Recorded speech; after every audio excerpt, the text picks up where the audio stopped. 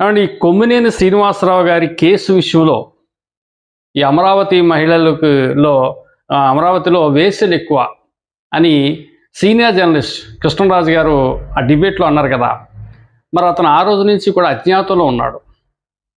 అజ్ఞాతంలో ఉంటూనే రకరకాల video release చేస్తూ ఉన్నాడు.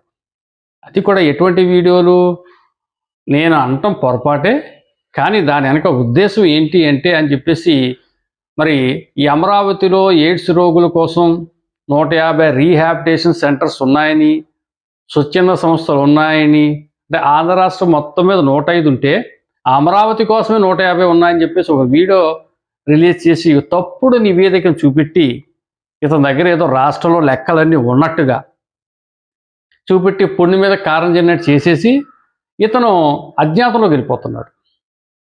అయితే నిన్న విశాఖపట్నంలో పోలీసులకు ఈ కృష్ణరాజు అనే జర్నలిస్ట్ చిక్కాడు. సో ఇతను కూడా అరెస్ట్ చేశారు. మరి ఇతను కూడా విచారిస్తారు. అసలు దీని వెనుక ఏంటి అనేది కూడా కూపి లాగుతారు. ఎందువల్లంటే ఇది ఇక్కడితో ముగిసే అధ్యాయం అయితే కాదు, ముగియకూడదు కూడా.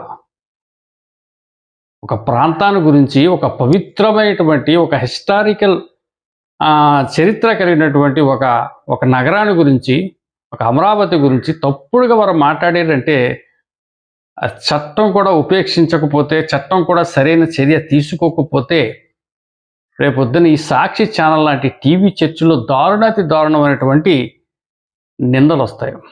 గతంలోనే వచ్చాయి.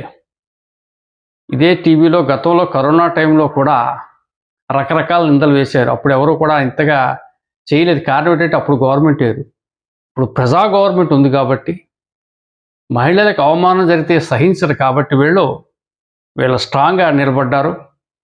కొమ్మినేని శ్రీనివాసరావుకి ఆల్రెడీ బెయిల్ నిరాకరించారు. మరి కృష్ణరాజు కూడా విచారిస్తారు. ఇక్కడ కూడా ఒక నిర్ణయం వాళ్ళు తీసుకోవడం జరుగుతుంది. Thank you.